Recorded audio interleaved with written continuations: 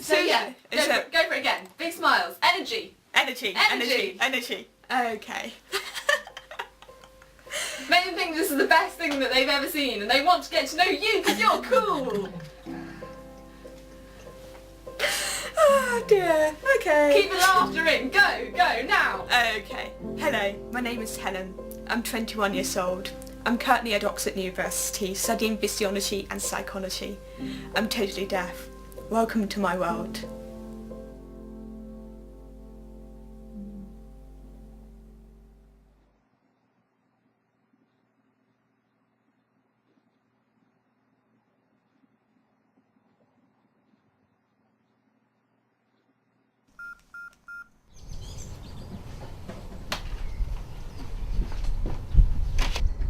When I was 19 months old, just 4 hours after this photo was taken, I became suddenly very ill with meningitis. My hearing was destroyed. My world became silent. Even the most powerful hearing aids that made sounds so loud that it would deafen a hearing person were useless. I heard nothing at all. My only chance of regaining hearing and having my own voice was a cochlear implant. This was brand new technology at the time and a risk, but I had nothing to lose. I was 3 years old when I had the surgery to insert the implant. In case of sounds striking the ear, they pass through the canal to the eardrum.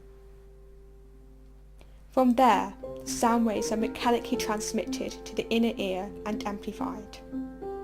In the inner ear, you can find the cochlea. The cochlea consists of 3 different canals. The middle canal is the organ of hearing and consists of sensitive hair cells. The hair cells can be stimulated electrically and forward the signal to the nerves and then onto the brain. In most cases of deafness, the hearing nerve still remains functional, but the hair cells have been damaged or even lost. In a cochlear implant system, sound enters a microphone and travels to an external mini-computer called a sound processor. The sound is processed and converted into digital information. This digital information is sent over a transmitter antenna to the surgically implanted part of the system. The implant will turn the sound information into electrical signals that travel down to an electrode array inserted into the tiny inner ear, or cochlea. The electrodes directly stimulate the auditory nerve, sending sound information to the brain.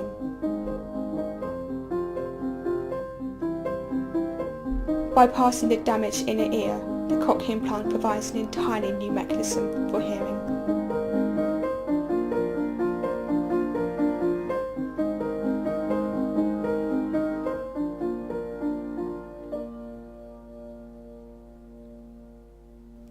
Oxford University is proving to be a gateway to a whole new life. However, the cochlear implant has a hard time coping with the rigours of academia in the vast lane that is study at Oxford. There are only 22 electrodes in the cochlear implant to replace function that was originally taken care of by 30,000 hair cells. This means that the amount of information that can be decoded and transmitted to the brain is severely reduced. As a result, the auditory input the cochlear implant provides is very impoverished. Take the example of a lecture. This is what you hear. The conditions were either to just move the left finger, a little finger wiggly on the left side of space. This is the auditory input that cochlear implant provides me.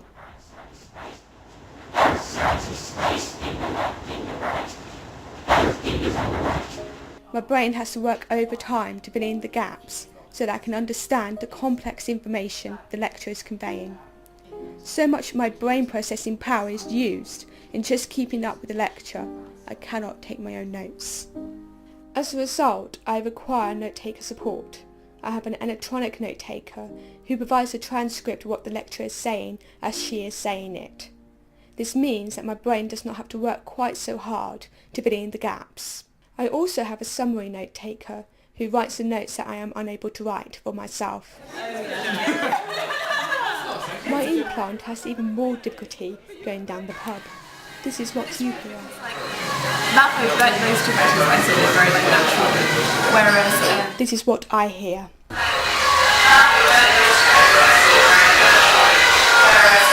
The key problem is the background noise. The cochlear implant is unable to filter the sound so that I can hear what I want. Instead, I am bombarded by all the sound. In this situation, I feel useless, because all I can do is watch people's lips move. Although I am skilled at lip reading, it is not possible to understand every word. I'm not quite sure, but Joe's looking very confused, or just strange. Perhaps Joe's normal face, but confused face. Confused face. Yeah, generally. At Oxford, I am part of the university dance sport team and compete several times a year.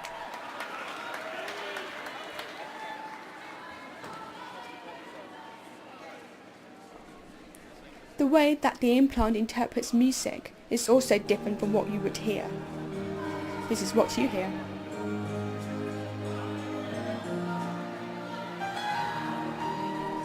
This is what the cochlear implant provides me.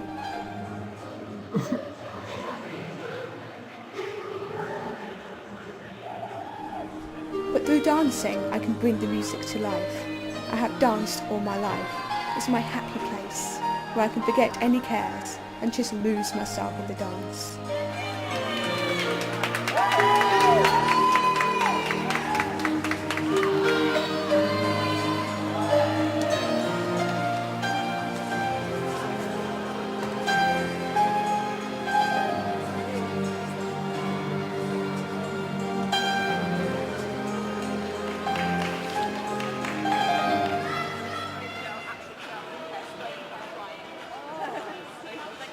Background noise can be a real issue at dance competitions. Me and Henry and the more experienced dancers can bump our marks up, and the Cambridge will bump it down so we can win, but I don't know. I don't think I'm very happy with it. I'll be very happy with whatever they say. I think it is, at the end of the day, unfortunately, going to have to hang around quite a lot. My parents use sign language to communicate with me whenever background noise makes hearing difficult.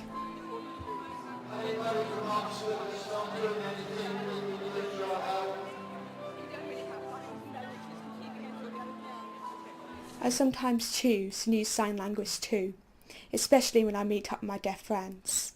I can switch off my implant and just relax, without worrying about missing what is being said. This world of silence is my sanctuary. It is a relief sometimes to retreat into it. When the cochlear implant was first introduced, critics feared that it would produce a generation of half-breeds who did not belong to the deaf world because they could hear, but did not belong to the hearing world either because they could not hear well enough. I live in two worlds, the world of silence and the world of synthetic sound. But I can enter these worlds with ease, and I can choose when to hear and when to be in silence. Some people would say that this is a gift, and I agree. It is a dream come true to be at Oxford University. Here, In this place, my two worlds of silence and sound have fused into one. I am not a half-breed, I am complete.